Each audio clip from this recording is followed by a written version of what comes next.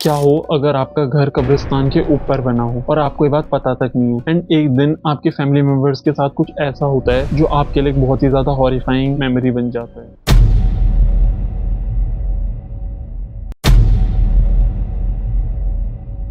तो ये बात है आज से 18-19 साल पहले की, जहाँ मैं पहले रहा करता था। हम जिस जगह में रहा करते थे वो जगह कब्रिस्तान के ऊपर बनी हुई थी। ये बात हमें भी शिफ्ट होने के 1-2 महीने के बाद ही पता चली थी। तो ये इंसिडेंट हुआ था मेरी बड़ी बहन के साथ एंड उनकी एक फ्रेंड थी जिनका नाम था शीतल दी और उनका एक छोटा भाई भी था अरुण। तो शीतल और अरुण जो थे, ये दोनों भाई बहन अक्सर हमारे घर के वहाँ आया करते थे खेलने। हम साथ साथ मिलकर खाते पीते भी रहते थे एंड हमारा जो घर था, हमारे घर के पास एक बहुत बड़ा जामुन का पेड़ भी था जहाँ से हम लोग जामुन भी तोड़ तोड़ कर खाया करते थे। ये जो जामुन का पेड़ था ये हमारे घर की छत तक जाता था और छत में से भी हम लोग कई बार तोड़ तोड़ कर जामुन खाते रहते थे। ऐसे एक दिन शीतल दी और उनका भाई अरुण हमारे घर की छत पर आकर जामुन खा रहे होते हैं और जामुन खाते खाते शीतल दी एक बहुत बड़ी सी डाल नीचे खींचती हैं और उसमें से जामुन तोड़ने लगती हैं और उनका जो छोटा भाई होता है वो भी इस डाल को पकड़ लेता है। जब शीतल दी इस डाल से जामुन तोड़ लेती हैं वो एकदम से इस डाल को छोड़ती हैं और वो ये भी नहीं देखती कि उनका भाई अभी तक इस डाल को पकड़कर खड़ा हुआ है। और जैसे वो डाल छोड़ती हैं उस डाल के साथ साथ उनका छोटा भाई भी हवा में खिंच जाता है और खिंचते ही उसके हाथ में झटका लगता है और वो वहां से नीचे गिर जाता है। इसके बाद बहुत तेज से आवाज आती है धड़ाम करके और ये आवाज सुनकर मेरे जो घर वाले हैं वो भी बाहर आ जाते हैं कि क्या हुआ। जब वो बाहर आते हैं वो देखते हैं कि अरुण जो है वो नीचे गिरा हुआ है और उसका सर पूरा फट गया और उधर से खून ही खून निकल रहा है। ये सब देखकर मेरे घर वाले बहुत ज्यादा डर जाते हैं और वो जो है पुलिस को फोन करते हैं और एम्बुलेंस को भी। जब एम्बुलेंस वहां आती है वो अरुण की बॉडी को लेकर जा रही होती है तो रास्ते में ही पता लगता है कि अरुण की डेथ हो गई है।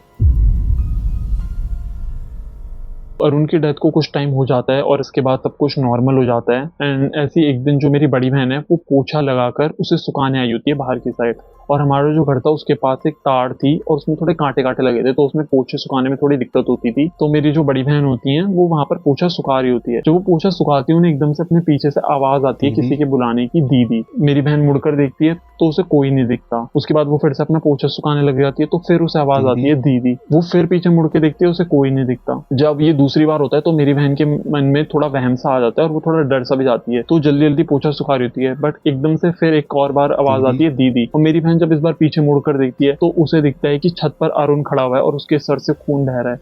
ये देखकर मेरी बहन बहुत ज्यादा ही डर जाती है और वो चीखने लग जाती है। चीखते चीखते मेरी जो बड़ी बहन होती है वो बेहोश हो जाती है। इसके बाद मेरे जो घर वाले हैं वो जल्दी जल्दी से दौड़ कर आते हैं बाहर कि क्या हुआ और वो देखते हैं कि मेरी बड़ी बहन बेहोश हो रखी है। तो वो जल्दी से उसे घर के अंदर लाते हैं। 1-2 घंटे के बाद मेरी जो बड़ी बहन है उनको होश आता है और उससे पूछते हैं कि तेरे साथ क्या हुआ था, तू क्यों चीख रही थी। फिर जो मेरी बड़ी बहन है वो सारी बात एक एक करके मेरे घर वालों को बताती है। ये सब पता लगने के बाद मेरी मम्मी बहुत ज़्यादा ही डर जाती हैं क्योंकि वो इन सब चीज़ों में बहुत ज़्यादा विश्वास करती हैं और वो अगले ही दिन पंडित जी को भी बुलाती हैं। तो जब पंडित जी वहाँ आते हैं और हवन करते हैं उन्हें पता लगता है कि इस जगह पर असलियत में बहुत ज़्यादा नेगेटिव एनर्जी है और वो हमें भी बोलते हैं कि तुम जितना जल्दी से जल्दी हो सके इस जगह को छोड़ दो। तो पंडित जी की बात मानकर हम भी 1-2 साल बाद वहाँ से शिफ्ट हो जाते हैं एंड ये कहानी यही ख़त्म हो जाती है। अगर आप लोगों के साथ भी कभी कुछ ऐसा हॉरर एक्सपीरियंस हुआ है और आप चाहते हो मैं उसे अपने चैनल पर कवर करूँ तो आप लोग मेरे को इंस्टाग्राम आईडी पर मैसेज कर सकते हो।